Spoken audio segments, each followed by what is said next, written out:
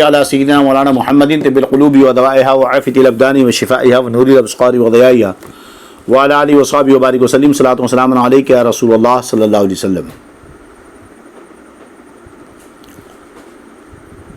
کل کے درس میں مسائل فقہیہ پر جو گفتگو ہو رہی تھی تو موضوع پر مسح کے تعلق سے چند مسائل بیان کیے گئے تھے۔ آخر میں ہم نے یہی اس مسئلے کی وضاحت کی تھی کہ اگر کوئی شخص جو ہے طہارت کاملہ پر موزہ پہنا ہو اور اس کے بعد اگر اس کا وضو ٹوٹ جائے تو اس صورت میں موزہ اتارنے کی ضرورت نہیں، چہرہ دھل لے، ہاتھ دھل لے، سر کا مسح کرے اور موزوں کا مسح کر لے، کافی ہے۔ لیکن اگر کوئی تیمم کر کے موزہ پہنے تو ایسی صورت میں اس کا مسح موزوں پر مسح جائز نہیں ہوگا۔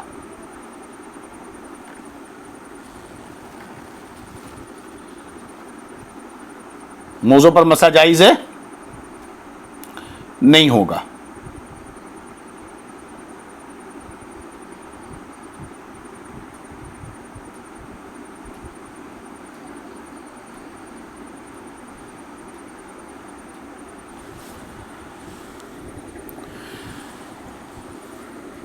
معذور کو اگر کوئی شخص معذور ہے تو معذور کو صرف اس ایک وقت کے اندر مسح جائز ہے جس وقت میں پہنا ہو۔ ہاں اگر پہننے کے بعد اور حدث سے پہلے عذر جاتا رہا تو اس کے لیے وہ مدت ہے جو تندرست کے لیے۔ تو اگر معذور کوئی شخص تھا تو اس عذر کے سبب صرف اسی وقت تک کے لیے ہوگا جس وقت میں اس نے پہنا ہے۔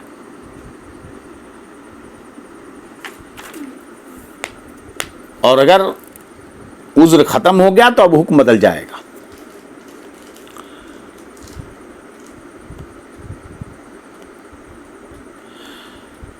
موزہ جنابت کی حالت میں نہ پہنا ہو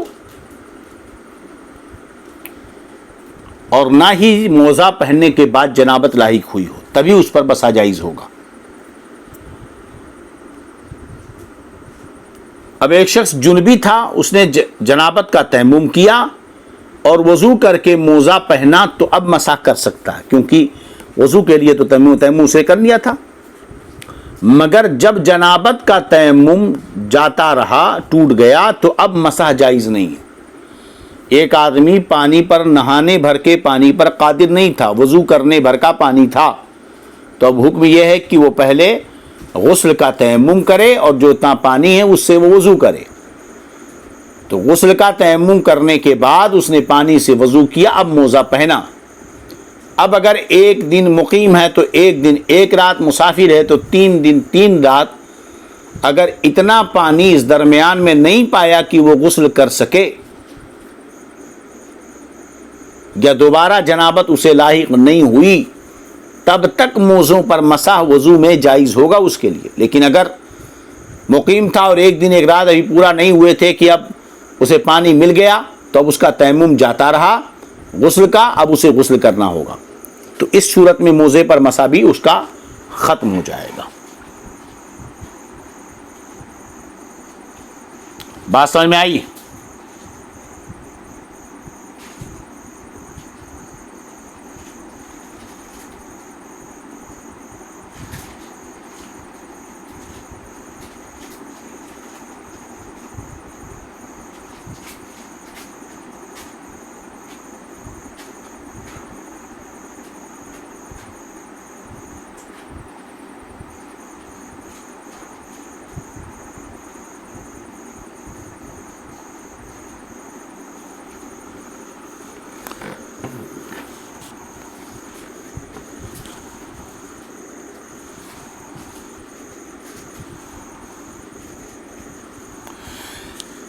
جنبی شخص نے غسل کیا مگر تھوڑا سا بدن خشک رہا اور موزہ پہن لیے اور قبل حدث کے اس جگہ کو دھو ڈالا، یعنی بے وضو ہونے سے پہلے وہ جگہ دھو ڈالا تو مسح جائز ہے۔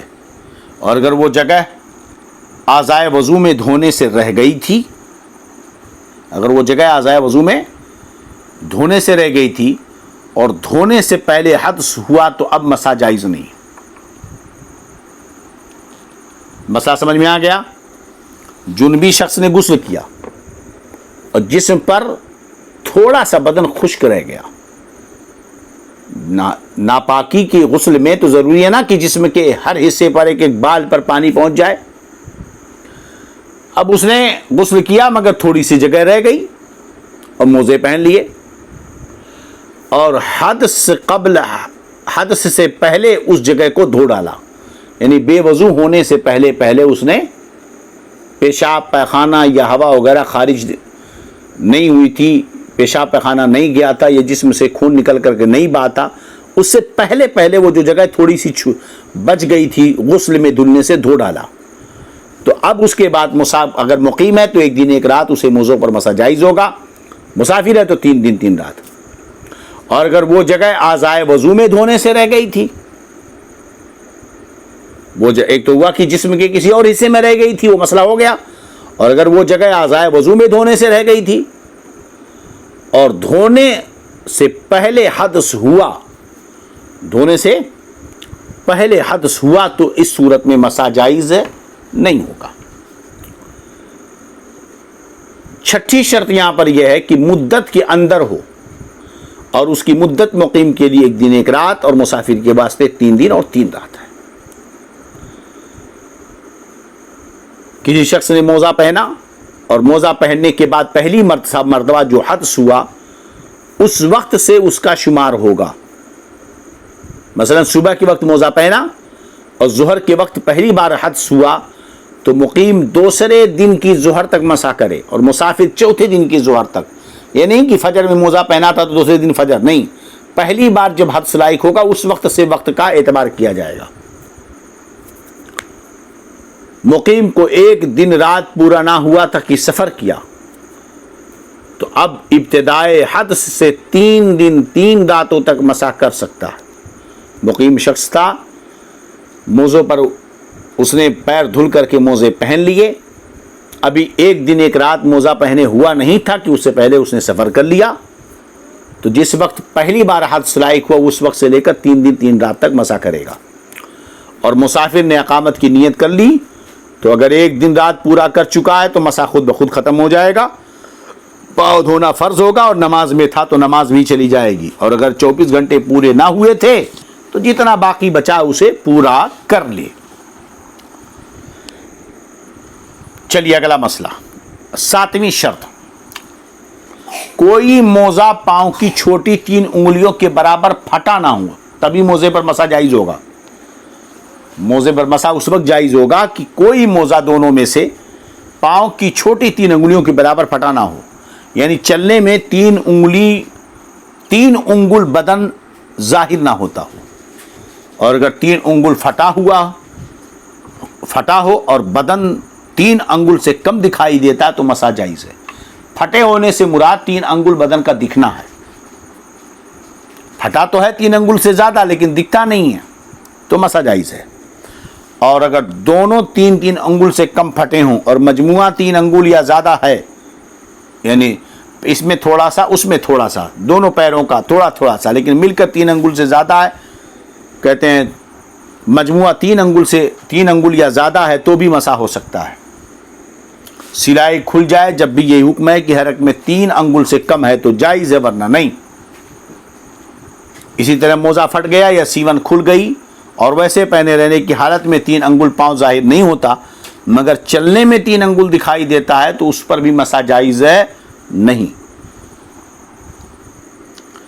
اسی طرح اگر ایسی جگہ پھٹا یا سیون کھلی سلائی کہ انگلیاں خود دکھائی دیں تو چھوٹی بڑی کا اعتبار نہیں بلکہ 3 انگلیاں ظاہر ہوں تو مسح جائز ہے نہیں ہے۔ چلیے، ایک موزہ چند جگہ کم سے کم اتنا پھٹ گیا ہو کہ اس میں سوتالی جا سکے، وہ جو سود جسے سود بنتے ہیں اور ان سب کا مجموعہ 3 انگل سے کم ہے تو مسح جائز ہے، ورنہ نہیں۔ ٹخنے سے اوپر کتنا ہی پھٹا ہو، یاد رہے کہ اس کا اعتبار ہے کہ ٹخنے کے نیچے، ٹخنے کے اوپر اگر پھٹا تو اس کا اعتبار نہیں ہے۔ اب مسح کا طریقہ، موزوں پر مسح کا طریقہ یہ ہے کہ دائنے ہاتھ کی 3 انگلیاں داہنے پاؤں کی پشت کے سرے پر اور بائیں ہاتھ کی انگلیاں بائیں پاؤں کے پشت کے سرے پر رکھ کر پڈلی کی طرف کم سے کم بقدر 3 انگل کے کھینچ لی جائے، اور سنت یہ ہے کہ پڈلی تک پہنچایا جائے، کوئی دشوار بات نہیں ہے۔ دائنے ہاتھ کی آپ 3 انگلیاں لیں، دائنے پاؤں کی پشت پر رکھیں انگلیوں کی طرف سے، اور بائیں انگلیاں لیں بائیں پاؤں کی پشت پر کے سرے پر رکھیں اور پڈلیوں کی طرف کھینچ کر کے لائیں۔ اس میں کوئی ایسا نہیں کہ بہت زیادہ کھل کر سمجھانا پڑے۔ انگلیوں کا تر ہونا ضروری ہے، ہاتھ دھونے کے بعد جو تری باقی رہ گئی اس سے مسح جائز ہے، اور سر کا مسح کیا، اور ہنو ابھی ایک تو ہوا کہ مطلب اعضائے وضو کو دھلا تھا اور ہاتھ میں تری باقی تھی دھلنے کے بعد، تو اس سے تو موزوں پر مسح کرے گا، مسح ہو جائے گا۔ لیکن اس نے ہاتھ میں تری لی اور سر کا مسح کیا، اب بھی ہاتھ میں تری ہے، اب اس سے موزوں کا مسح کرنا چاہے، 2 مسئلے ہوئے۔ ایک مسئلہ یہ ہوتی ہے یہ کہ ہاتھ دھلا تھا، چہرہ دھلا تھا، ہے نا، اور ہاتھ میں تری باقی تھی، اس نے موزے پر مسح کیا تو جائز ہے۔ دوسرا مسئلہ، سر کا مسح کرنے کے لیے اس نے ہاتھ کو تر کیا اور اس نے سر کو مسح کیا، اس کے بعد بھی ہاتھ میں تری باقی ہے، اب اگر موزوں پر مسح کرے گا تو کافی نہیں ہے، بلکہ پھر نئے پانی سے ہاتھ تر کر لے، کچھ حصہ ہتھیلی کا بھی شامل ہو تو اس میں کوئی حرج ہے نہیں۔ اب یہ موزوں پر مسح کا طریقہ اور مسائل ایک حد تک ہو گئے۔ اب انشاءاللہ اگلے گفتگو میں مسح میں 2 فرض ہیں، اس کو ہم تفصیل کے ساتھ بیان کریں گے۔ اللہ رب العزت دارین کی سعادتیں، برکتیں، رحمتیں عطا فرمائے، آمین یا رب العالمین۔ السلام علیکم ورحمۃ اللہ وبرکاتہ۔ استغفر اللہ رب من کل ذنب واتوب الیہ، اشہد ان لا الہ الا اللہ واشہد ان محمدا عبدہ ورسولہ۔